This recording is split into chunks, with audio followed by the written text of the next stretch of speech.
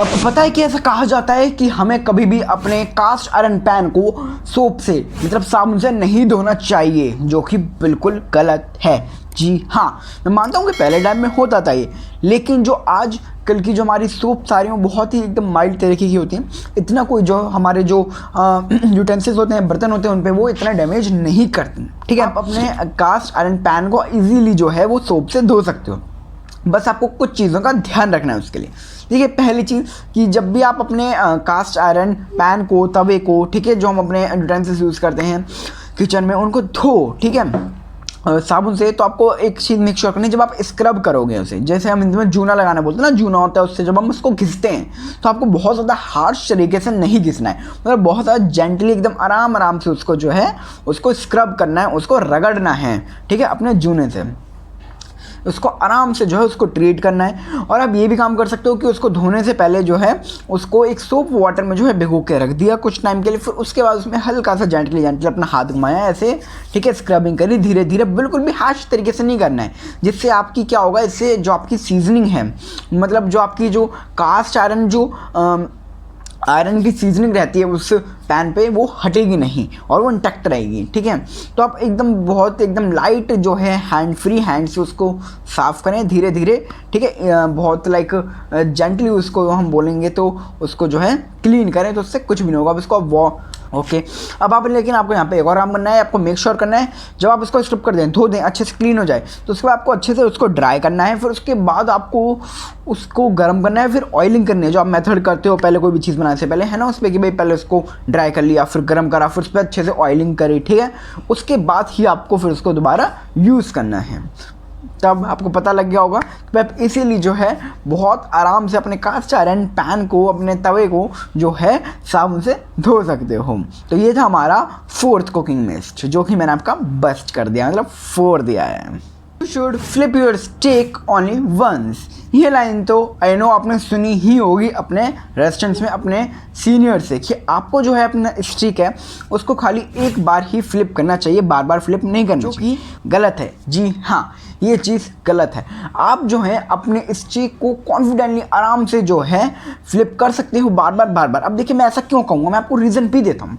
देखिए, जब हम स्टिक को बार बार फ्लिप करते हैं ना, तो उससे क्या होता है, जो हमारा मॉइस्चर होता है वो कम रिड्यूस होता है, हमारा जूस है हमारे जो मीट के अंदर, स्टिक के अंदर वो कम रिड्यूस होगा, और हमारा जो स्टेक है वो जूसी बना रहेगा, और वो कुक भी बहुत अच्छे से होता है। मैंने देखा है भाई, कई शेफ्स जो है स्टेक को कुक करते टाइम जो है उसको प्रेस भी कर देते हैं, जिससे वो जल्दी कुक हो जाए और अच्छे से, लेकिन उनको नहीं पता कि वो अपनी लाइफ की सबसे बड़ी गलती कर रहे हैं। जी हाँ, उस स्टेक का जो जूस है उसको उल्टा, वो सारे जूस को वो ख़त्म कर रहे हैं, उस सारे मॉइस्चर को रिड्यूस कर रहे हैं धीरे करके। इससे क्या होता है, वो प्रेस करेंगे ना अपने स्टेक को, तो जो उसका मॉइस्चर है, उसका जो जूस है वो नीचे धीरे धीरे टपक जाएगा, सारा का सारा ख़त्म हो जाएगा। तो आपको ये मेक श्योर करना है। तो आप अगली बार जब आप अपने स्टेक को कुक कर रहे हैं, तो आप कॉन्फिडेंटली जो है उसको बार बार जो है फ्लिप कर सकते हैं। इससे मैं आपको बता दिया क्या होगा। और जब हम सिंपल बस एक बार जो है फ्लिप करते हैं, तो इससे ये भी होता है कि आपका जो मॉइस्चर है वो ज़्यादा रिड्यूस होता है एज़ कम्पेयर टू जब हम अपने स्टेक को बार बार फ्लिप करेंगे, उसमें जो मॉइस्चर है वो कम रिड्यूस होता है, और जो हमारा स्टेक है वो कुक भी अच्छा होता है। किसी भी फ्रोज़न आइटम को बिना थॉ किए, मतलब बिना डिफ्रॉस्ट किए कुक नहीं कर सकते, ये बात पूरी सच नहीं है। जी हाँ, वैसे थ्रोइंग इज़ ग्रेट। हमको मतलब थ्रोइंग का आपको अगर मैं मीनिंग समझाता हूँ, एक बार आपको नहीं पता होगा।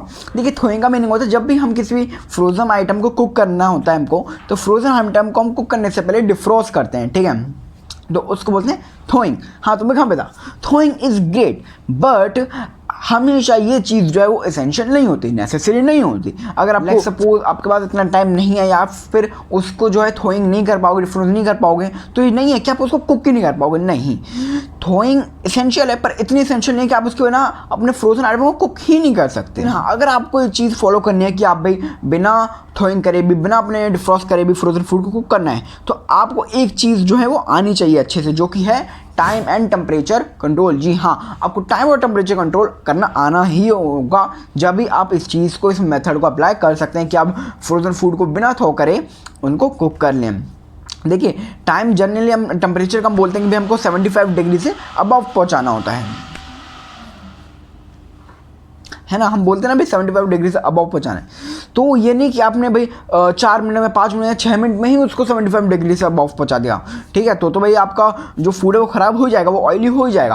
आपको एटलीस्ट 15 मिनट्स लेने ही लेने हैं। अगर आपने उसको थॉ नहीं किया है, अपने फ्रोज़न फूड को कुक करने के लिए थॉ नहीं किया है, तो आपको एटलीस्ट 50 मिनट्स तो देने ही देने हैं उसको 75 डिग्री तक पहुँचाने के लिए, या फिर उससे थोड़ा ऊपर पहुँचाने के लिए 15 मिनट्स आप देंगे, जब भी जो है हमारा फूड वो अच्छे से कुक होगा और ऑयली भी नहीं होगा, और एक बहुत उसके अंदर लाइक जूस इंटैक्ट रहेगा, मतलब एक प्रॉपर जो है ना आपका वो आइटम जो है वो कुक होएगा। आई नो कि कुछ लोग कह सकते हैं कमेंट्स में, क्या शान भाई यार थोइंग तो ज़रूरी होती है यार, तुम क्या कह रहे हो ज़रूरी नहीं है। नहीं, मैं कह रहा हूँ ज़रूरी है, थोइंग इज़ एसेंशियल, थोइंग is like you have to do, essential चीज़ है।